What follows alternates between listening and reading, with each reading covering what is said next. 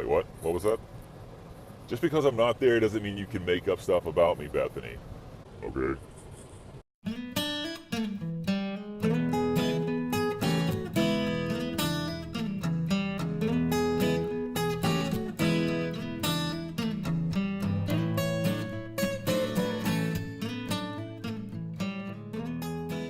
Hi everyone, Bethany Wilson here from Ruff Beginnings Rehab, and this is number 18. I had to look to make sure I was right. And this is my assistant.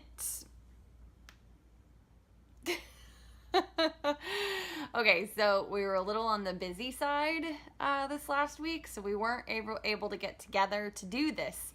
But never fear, Chris is always here. And Bethany is not here, obviously, and I'm not there with Bethany, so we are doing this, from different locations to make it more interesting. And also so that you don't have to wait. All right, question and answer number 18 with question number 1. Question number 1 is from Gigi Zoo. I don't think I said that right at all. Question is, I recently adopted an 8-week-old Border Collie, and she gets hyper so much that she starts biting on my pants. But when I try to walk away or ignore her, she starts growling and tugging. When I say no, she also doesn't have any reaction. When I try yelping or whimpering, she calms down for a bit, but her teeth are still biting my pants. And when we try to pull her away, she just comes back to bite me. I recently just taught her to sit, but she'll only do it if I have her full attention. Please help. So, help, Bethany. Okay, so this is a handle. So I don't know how Chris is going to say it, but I'm just going to say Gigi. All right, so the situation with your Border Collie puppy, there's a few things that you can do to make a big difference in how your Border Collie puppy behaves. One of the things is just get a pet corrector.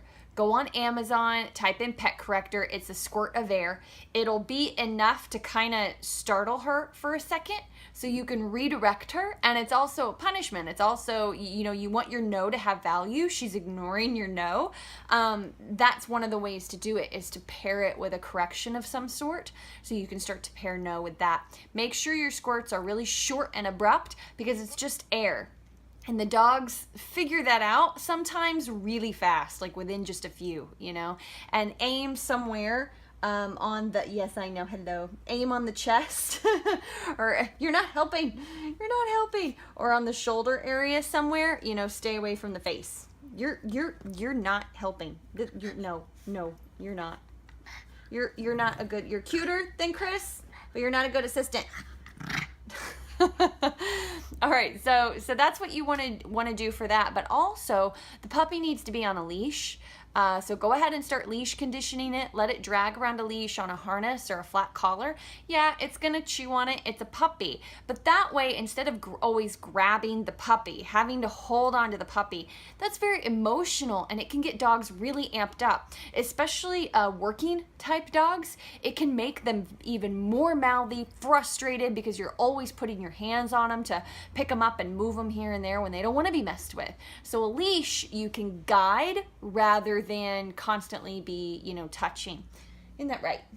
Yes. So keep that in mind. And then another thing is just try to set them up to succeed a little bit better.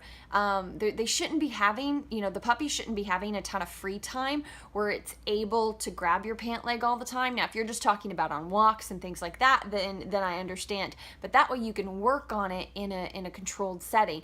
The puppy shouldn't be running around the house at 8 weeks old with a bunch of free time.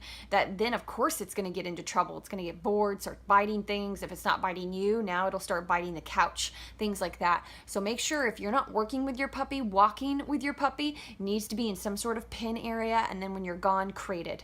That way, or even if you work from home, technically I work from home. I'm home working with dogs all day long.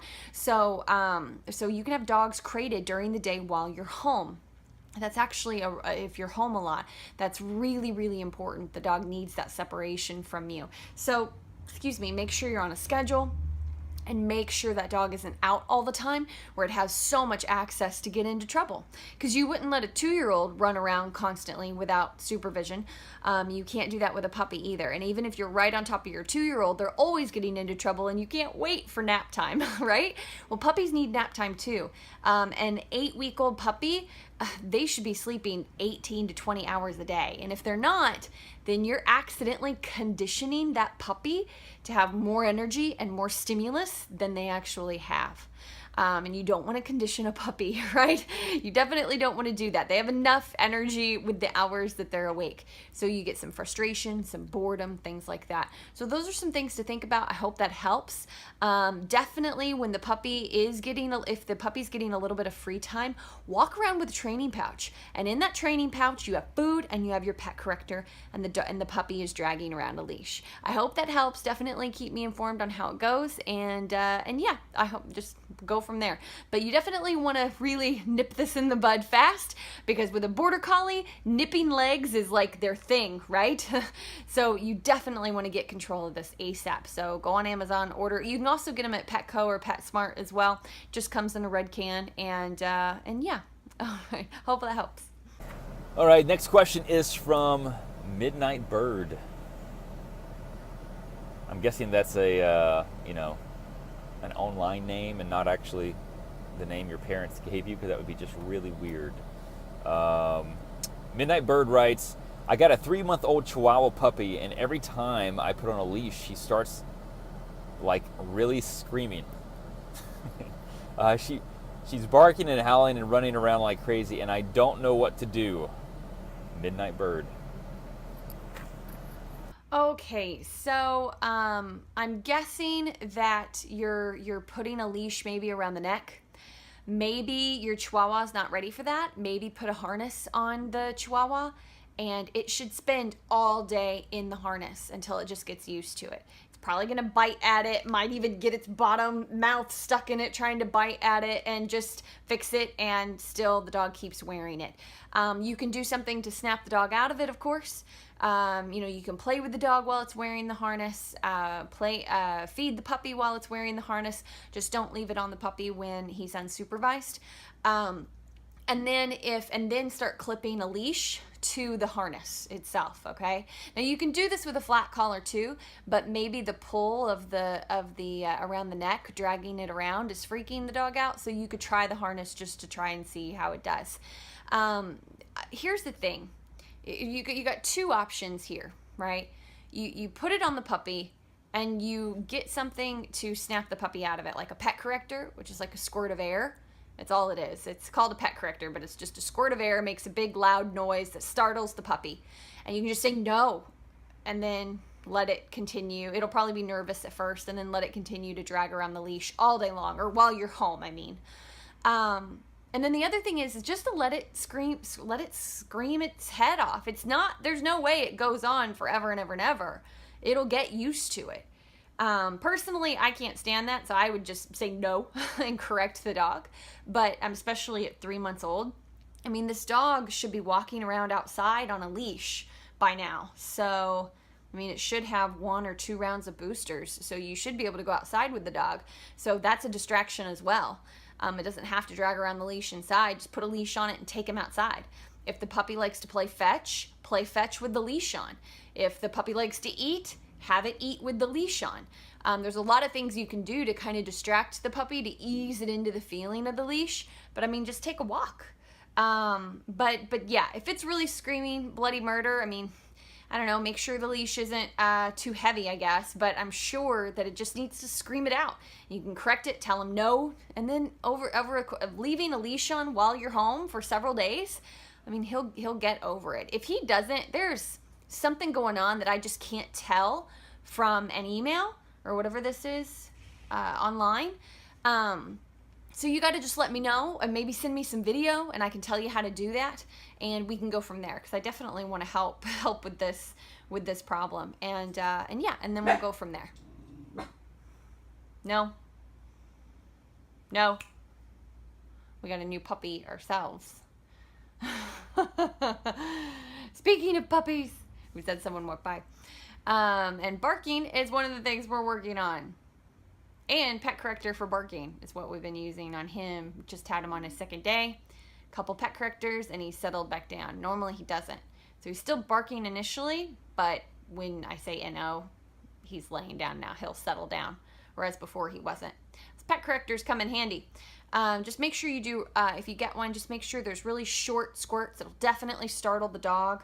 But it's usually they figure out it's air after a while, that it's not going to hurt them. It's just a squirt, a scary noise, a squirt of air. So make sure you keep the sprays really short and sweet, and just aim for the chest area. Don't do it in the face or anything, of course. And yeah, I hope that helps. Let me know. Keep me posted. Question number three is from Juliana Dada.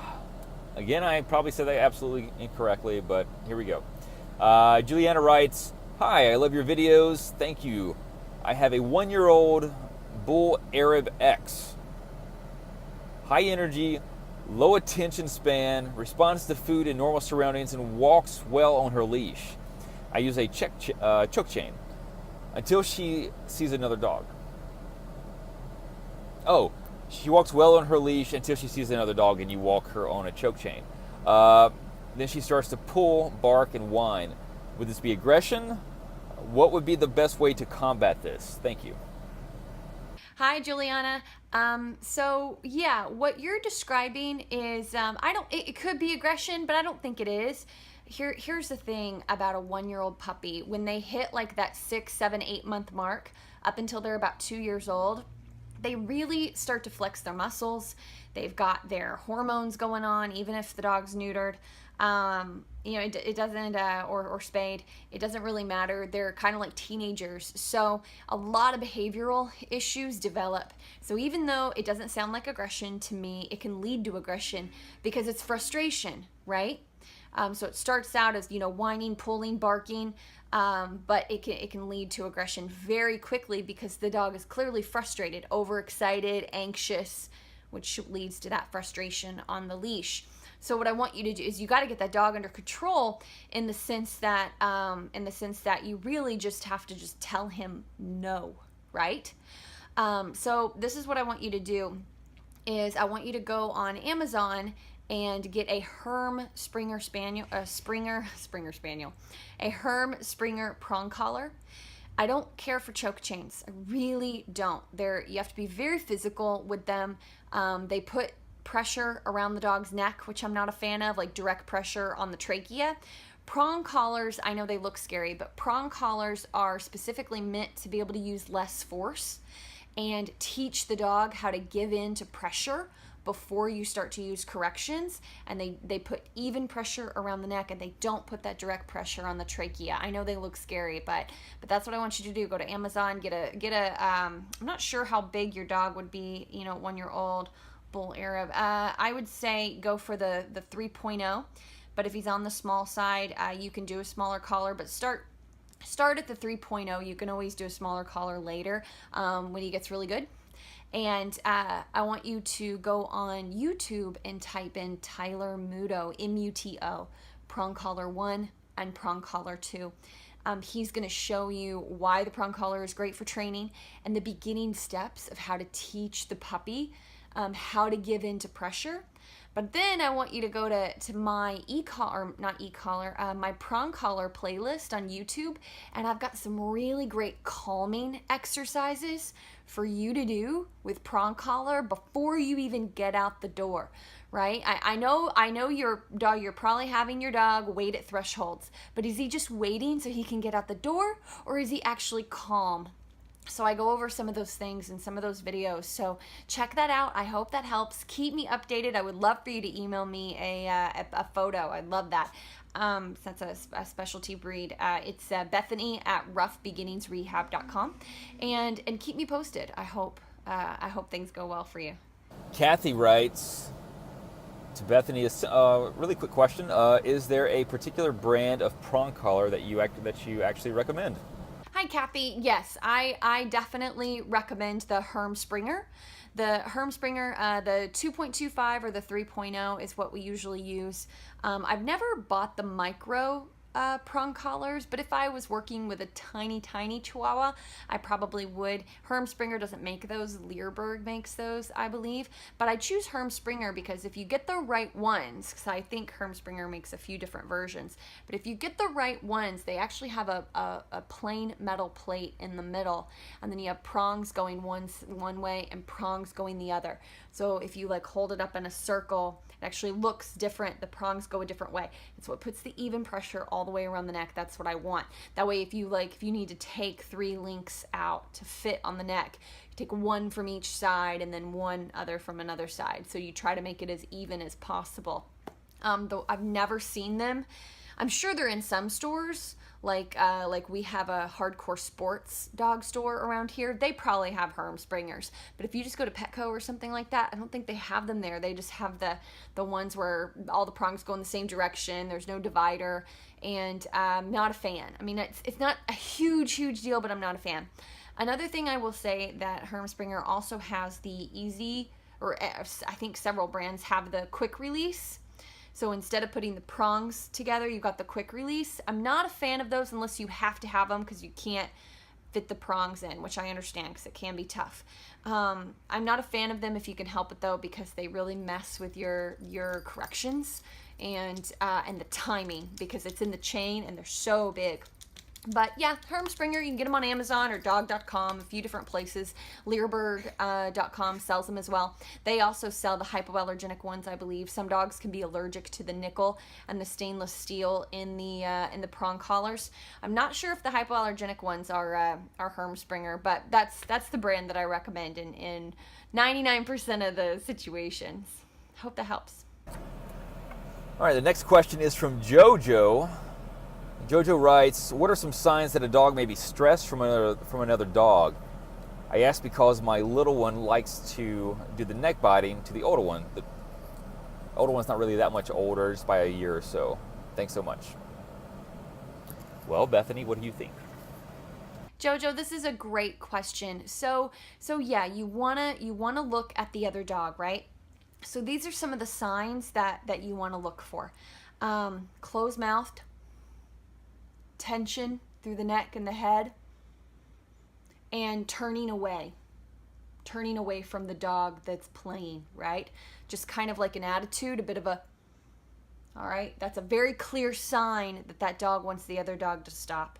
And puppies often don't pay attention to that. I think it's a puppy you mentioned, because my little one, little one likes to play with the older one. That's one thing you can look at. Another thing that's a little bit more severe is just kind of cowering body language, just unsure body language. And constantly, now some dogs use their butt to play with, but see how, if the dog is doing that, see how the older dog is doing it. If he's doing it in kind of a stiff attitude, kind of head low, again, mouth closed, and it just isn't real interested, then that's when you want to nip it in the bud. You want to get that early, right? You want to catch that early before he gets so stressed that he snaps. I'll give you a perfect example of a little bit of a different response. This little one right here, what she will do is she has a history of her mouth. No, that's enough. Her mouth was all rotted, so her teeth were rotted. So when we first got her, we didn't know that. And she's a foster, and she was very reactive towards dogs. And even though she was friendly, it was weird. I wasn't sure what was going on there. And then within a few weeks, we realized that had more than half her teeth pulled, and she's already like 60% better, right? But she still she still gets stressed with some of the dogs that I bring in here to work with. Like we have a puppy right now that she got a little about, and she doesn't want to give submissive signs because she's not a submissive dog. She's a dominant, feisty little Pomeranian. So what she does instead is she kind of puffs up and closes her mouth and she might turn away a little, but she'll just hold her head up really high, showing that she really has no interest in it, but she doesn't want to turn her back on it. And then I might see a little as a warning. But when she does that stiffness, I know for her that means that she could be a little overwhelmed. But here's the thing, when she plays, she's sometimes stiff too. So I have to watch the intensity level. And like a lot of pitties, like I don't know the breeds of your dogs, but a lot of pitties, they're really stiff when they play and jerky, right? So they can be tough to read too. But you just kind of have to know your dog. But I would definitely say what you should really look for is just the turn away, and it's almost as if they hold their breath for a second and they're just tight. And then the ears, watch the ears, things like that. So I hope that helps. All right, the last question is from Sheng Yang. Hopefully I'm saying that correctly. Sheng Yang writes, hello Bethany and assistant Chris. Yes, I am her assistant. I agreed to be her assistant for life. That was actually in our vows. She writes, I have a dog that I let chase squirrels in the woods when we go hiking or in big open fields. I can definitely call him off, and he is fully e-collar trained. My question is, would it be fair to correct him when he is in heel, not pulling, but looking intensely at squirrels when we go on walks? He doesn't lunge or bark at them, even if we are right next to a squirrel, or if they run right past us, he just looks and stalks them. And I just wanted to add that you two make a great team, and I look forward to watching all your questions and answers every week. You're pretty awesome. And Chris, your motivation quotes are on point. Have a great day. That's awesome. Thank you so much. Hi, Shang. This is such a great question, especially because I have a Border Collie and we deal with this.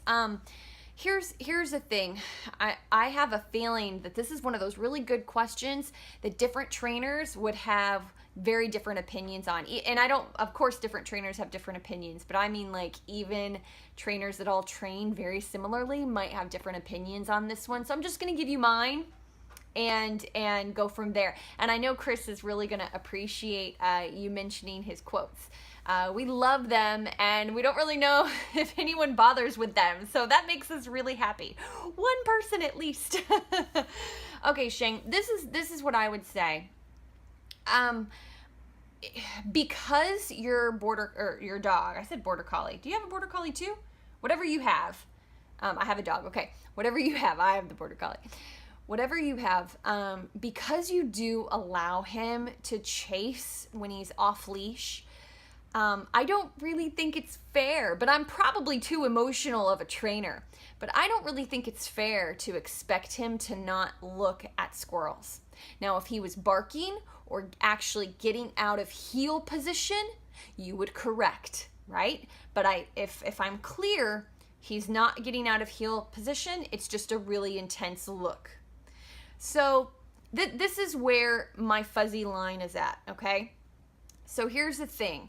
With my dog, I think I have a good sense of looking at squirrels versus looking at squirrels so intensely that I think he's about to break a command, if that makes sense, you know? It's kind of like the same with dogs. A dog who loves other dogs and gets really excited watching them, but yet there's a difference between watching them excitedly and then hitting that point where they're about to break command.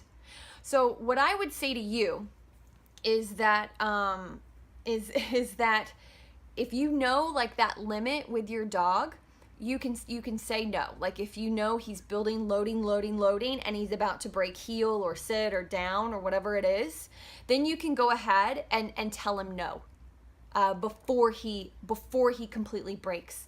But here's my fuzzy line. This is my opinion.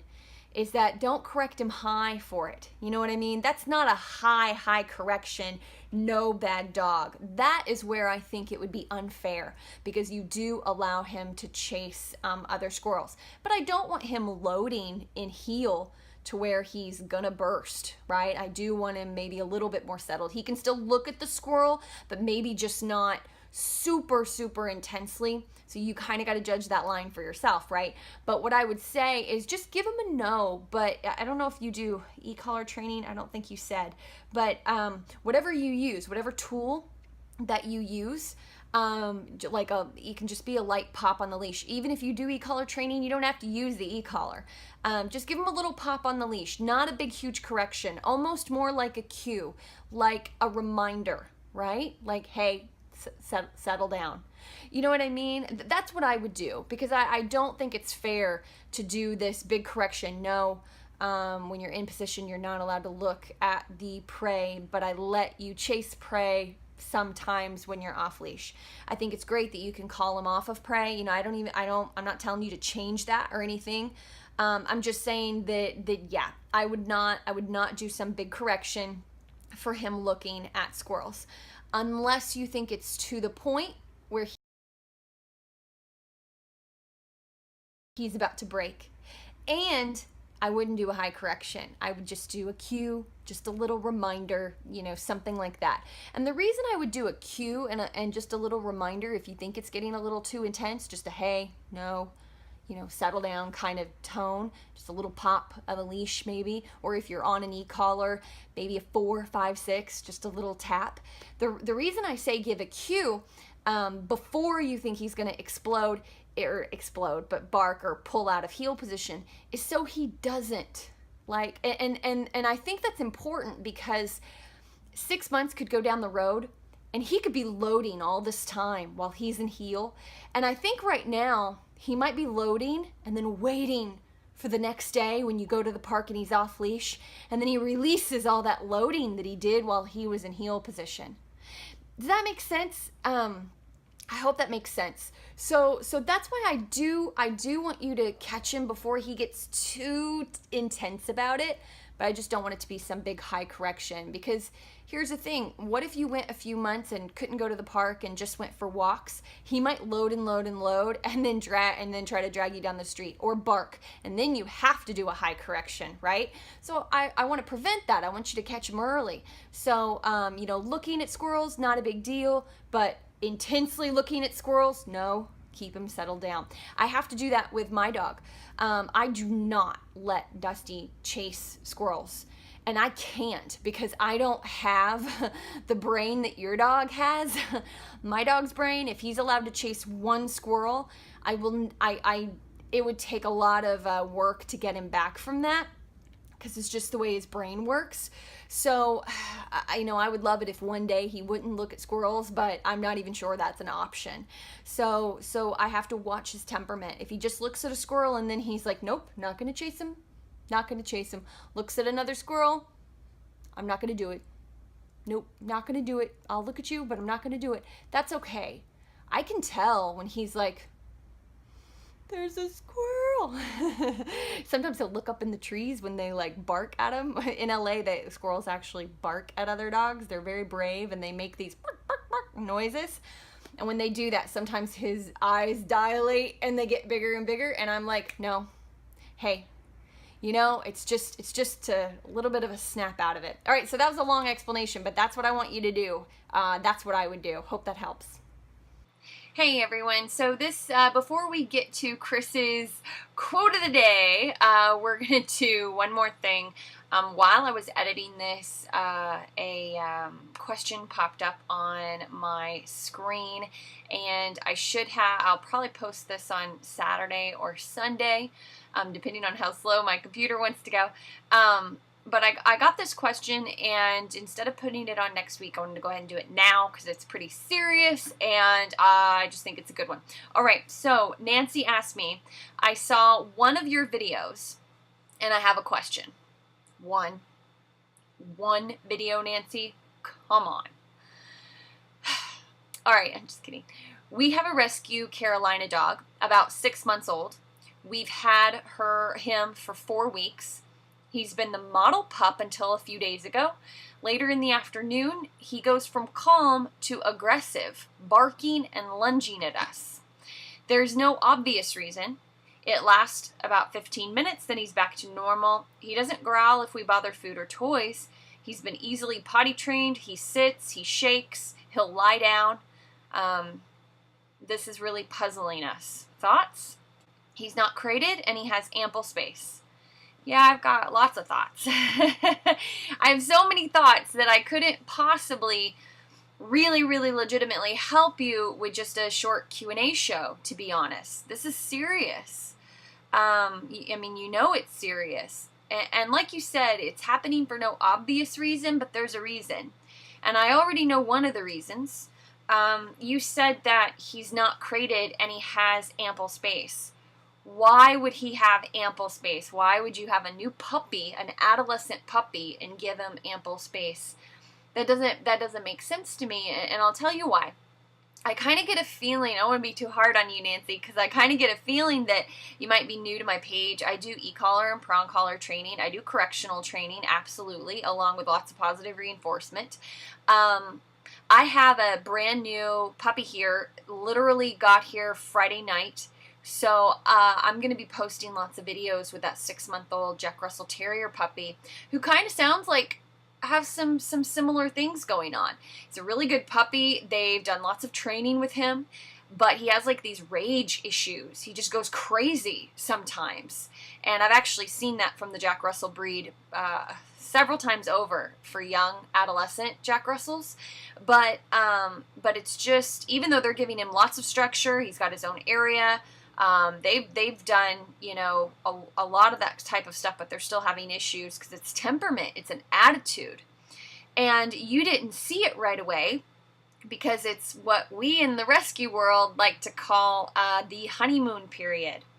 So during that honeymoon period, oh, and before I get to say, sorry, is that with JJ, there'll be lots of videos on JJ over the next 2 weeks. And even though it's e-collar and prong collar training, you can do what we're doing with a slip leash and things like that. But I just think it'd be useful maybe for you to keep an eye on some of the videos for a couple weeks because it's the same age of dog, 6-7-month-old dog with some similar issues. But so sorry, anyway, this you know, this type of honeymoon phase, what happens is the dog is learning all about the family, the strengths, the weaknesses. He's a little nervous, he's a little unsure, so his regular emotions, how he really feels about everything, is subdued, all right, because he's nervous, he's in a new environment, it's not his area yet. And then he's learning you guys. He's learning your energies and what he thinks he can get away with, and then he starts feeling it out, right? So yeah, you've got a serious issue here. I would say that you've given him way too much freedom. If he feels the need to lash out at you guys like this, for whatever reason, for entering into a space when he doesn't want to, guarding a hallway, I mean, who knows what sets him off? But this could turn into, you know, something very regular and escalate very quickly. You've given him too much freedom. He thinks he can behave that way, right? He has no respect, zero respect. Whether and if it's from a nervous issue, if you're scaring him or making him insecure somehow, it's still disrespectful for him to instead show you, I'm unsure, I don't know what's going on. He sees this house as he can lash out at anyone and tell you exactly how he feels in a very, very, very bad way. So I would say he's had way too much freedom. I would, anytime I bring a new dog into the home, that would be my own dog, you know, they spend a few weeks dragging around a leash. That way, if they get on the couch and I don't want them on the couch, or they go in the kitchen, or if it's a puppy, they tug at my pant leg or something like that, I don't have to grab the dog or coax the dog or try to guide the dog with food. I don't have to be really hands-on, which can be overwhelming for a new dog or puppy. I can just, you know, step on the end of the leash and without facing the dog, like front, you know, facing, which can be very intimidating if it's a nervous issue. Facing a dog can be intimidating. I can kind of go from the side, step on the leash, squat down, pick up the leash, guide the dog into another room or crate or something to snap the dog out of it. Or if it's going after me, a good strong correction and tell that dog that is not acceptable. But yeah, you guys gotta be doing more structure. So he needs to be learning place command, where he targets a spot, a bed, lays down and is able to just exist. It's like a stay, basically. He needs to be stopping at thresholds, nice and calm. He needs to be walking next to you on the walk, not sniffing, pulling wherever he wants, peeing whenever he wants, making all the decisions, waiting for food. and crated, absolutely crated. I mean, if he's only 6 months old, you know, if let's say that you get this under control, and so you kind of figure out what's causing it, and instead of maybe, I'm not trying to pretend to know you or anything, but let's say that you figure out what this is, and instead of just addressing it directly and then trying to teach him to be calmer in general, you just kind of diffuse it and find a way to not let it escalate anymore. Other stuff will pop up, right? Other things will start to pop up. So he may stop doing it in that situation, but start to do it in others. He may instead start to pull and bark at other dogs. You know, whenever you don't really directly address one thing and then address state of mind and squash it in that way, things will really pop up. Like, you know, it's like whack-a-mole in other areas. And that can happen even with addressing it too, but it's much more likely if you just kind of find a way to work around it, it'll definitely pop up in other areas. But yeah, you got to start addressing that stuff. And don't be surprised if you get pushback. If you've been giving him a lot of freedom and all of a sudden you're going to take a lot of that freedom away, yeah, you're going to get pushback. And if he's already decided to disrespect you in that way, it could be major pushback. It could be some serious aggressive pushback. So be careful. What I would do if I were you is, well, I would get a trainer in there ASAP, a balanced trainer that uses corrections as well as food and positive reinforcement to just teach you guys, to help you guys succeed and set up some boundaries. That's the first thing I would do. If for some reason you can't do that or there's a financial issue, I would go to, I'll give you some sources, which is, go check out YouTube channel and check out Tyler Muto, M-U-T-O, Prong Collar 1 and Prong Collar 2. It's just some basics. And then I want you to go back to my YouTube page and go to my playlist section. If you go to like anybody's main page, they should have playlists set up for their people to help them find things easier. And I have a prong collar page, and it's like calming routines. It's like how to truly settle a dog down. Not just have a dog sit and wait at the door when they're busting to go through, right? I mean, truly calm down the dog. That's where I would start, and then also watch these videos on JJ. Even though it's e-collar and prong, it'll give you a lot of insight. But yeah, you've given this dog, I would say, from what it sounds like, you've given this dog too much freedom, and it's been learning your guys' tells this whole time. Especially for the adolescent age, that's really common. He's teenager status now, right?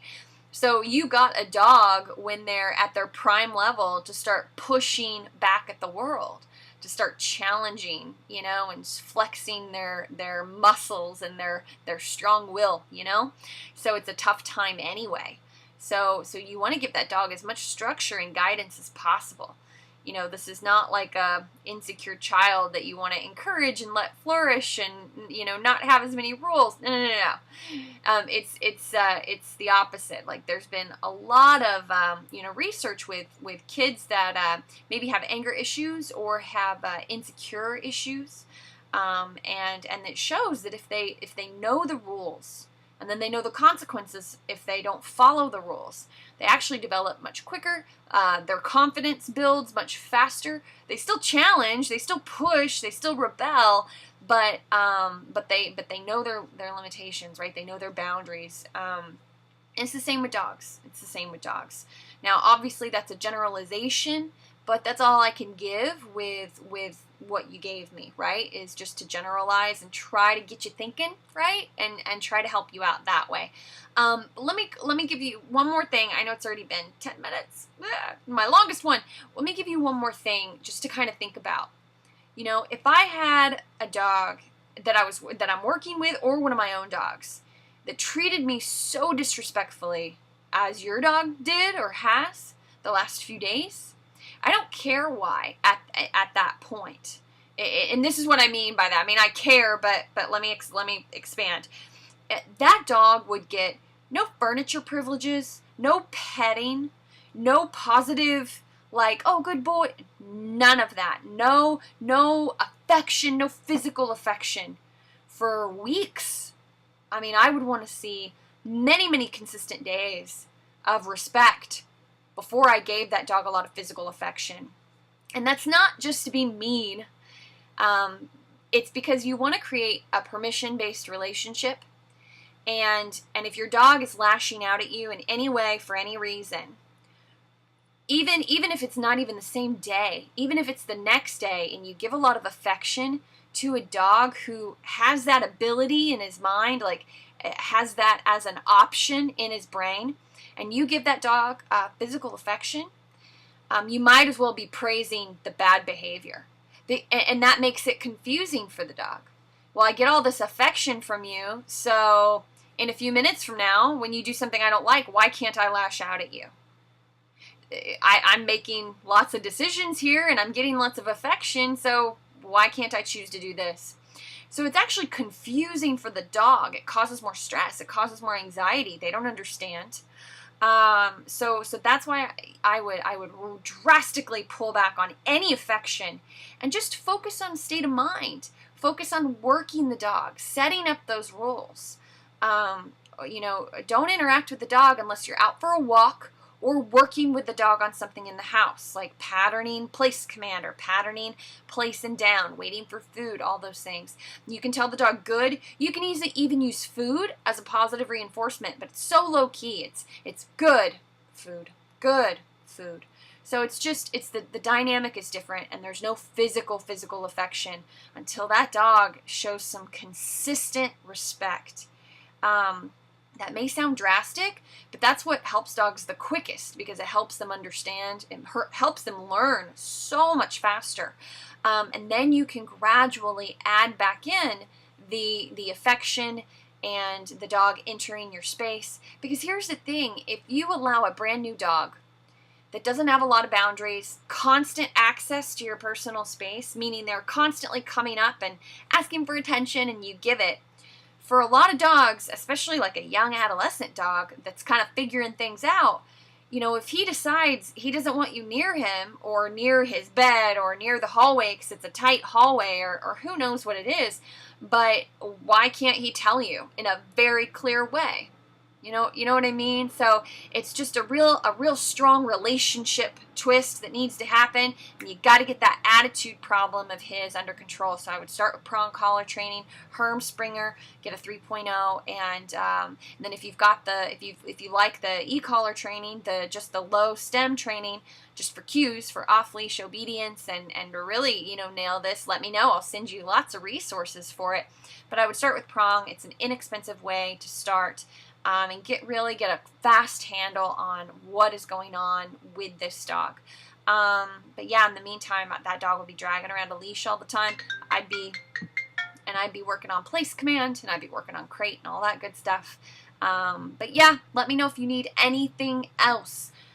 This is definitely something you want to nip in the bud right away, and I hope what I said gave you lots of things to think about. All right. Thank you, Nancy, and hopefully I'll hear from you soon. All right. It's that time of the day again. I know the time that you all were waiting for. The question. Actually, no, not question. The quote of the day. The quote of the day is, when someone says you've changed, it simply means you've stopped living your life their way. I've actually had this said to me before.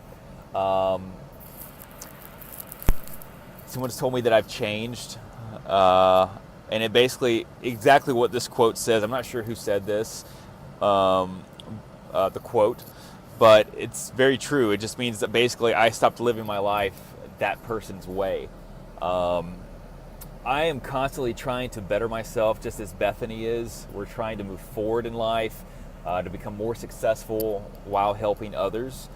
And by doing that, a lot of times you are going to have to find yourself by cutting certain people who are negative and trying to hold you back or pull you down.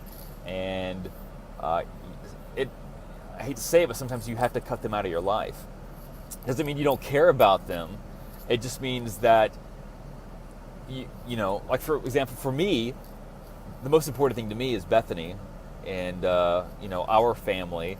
And And in order to do that, sometimes you have to the best thing for your family is to cut out certain people out of your life. You're going to have people that are going to try to squash your dreams. They're going to try to tell you can't do something.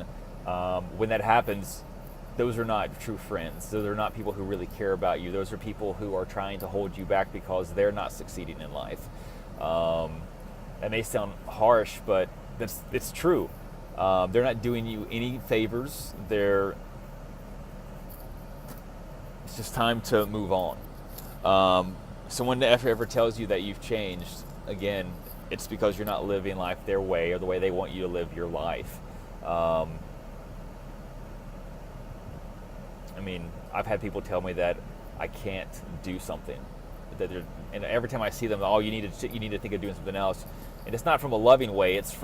They say it is, but it's basically because they don't have the guts to go out and try something to better themselves.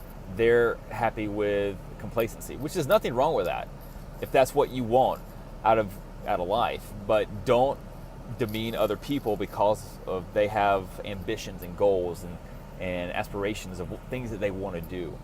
You need to uplift those people and encourage those people. It's already hard to go and try to do something like that. Like, for example, when I left home, it was one of the hardest things I ever did in my entire life. When I left home at 19 and moved to New York, and so many things happened that made me, question, am I doing the right thing? Obviously, I left my home, left my family, my friends. I met new people. I was living in New York. Then 9/11 happened, and I was right there around, when 9/11 happened. And I'm like, my family, my support system wasn't there. But you know what? They were, because they were constantly calling me, checking up on me, and encouraging me. And that's what family and friends do, is they uplift each other, and they encourage each other, and they're going to be there for you no matter what. Those are the people you want in your life, not the people who are going to tear you down.